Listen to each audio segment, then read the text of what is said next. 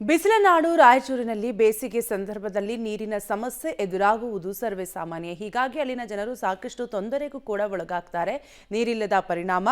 ಆದರೆ ಜಿಲ್ಲಾ ಕೇಂದ್ರದಲ್ಲಿ ನೀರಿನ ಶುದ್ಧೀಕರಣ ಘಟಕವಿದ್ರೂ ನಗರದ ನಿವಾಸಿಗಳಿಗೆ ಕಲುಷಿತ ನೀರು ಕುಡಿಯುವ ಪರಿಸ್ಥಿತಿ ಎದುರಾಗಿದೆ. ನಗರದ ಹೊರವಲಯದ ರಾಂಪುರ ಬಳಿಯ ಶುದ್ಧೀಕರಣ ಘಟಕ ವಿದ್ಯುತ್ ಸಮಸ್ಯೆಯಿಂದ ನೀರಿನ ಶುದ್ಧೀಕರಣವನ್ನೇ ನಿಲ್ಲಿಸಿದೆ.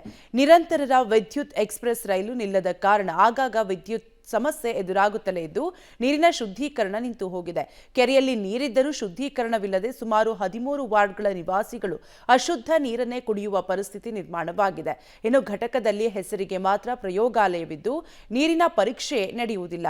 ಹೀಗಾಗಿ ಶುದ್ಧೀಕರಣ ಘಟಕದ ಸಂಪ್ನಿಂದ ನೇರವಾಗಿ ಓವರ್ ಹೆಡ್ ಟ್ಯಾಂಕ್ ಅಲ್ಲಿಂದ ಮನೆಗಳಿಗೆ ನೀರು ಸರಬರಾಜಾಗುತ್ತಿದೆ. ಹಿಂದೆ ಕಲುಷಿತ ನೀರು ಕುಡಿದು 7 ಜನ ಸಾವನ್ನಪ್ಪಿದ ಘಟನೆ ಜನಮಾನಸದಲ್ಲಿ ಹಾಗೆ ಉಳಿದೋಗಿರೋದ್ರಿಂದ ಪುನಃ ಕಲುಷಿತ ನೀರನ್ನು ಕುಡಿಯೋದಕ್ಕೆ ಜನ ಹೆದರುತ್ತಿದ್ದಾರೆ. ಸಮಸ್ಯೆಗಳಿದೆ. ಈಗ ನೋಡಿದ್ವಲ್ಲ, ಈ ಕರೆಂಟ್ ಬಂದಾಗಿದೆ. ಎಕ್ಸ್‌ಪ್ರೆಸ್ ಲೈನ್ ಯಾವಾಗಲೂ ಈಗ ಆಲ್ರೆಡಿ ಸ್ಯಾಂಕ್ಷನ್ ಆಗಿ ಅದು ಕಂಪ್ಲೀಟ್ ಆಗಿಲ್ಲ. ಈಗ ಅವರು ಜಸ್ಕಾಮ್ನವ್ರ ಹತ್ರ ಮಾತಾಡಿದ್ವಿ, ಇವ್ರ ಹತ್ರ ಮಾತಾಡಿದ್ವಿ.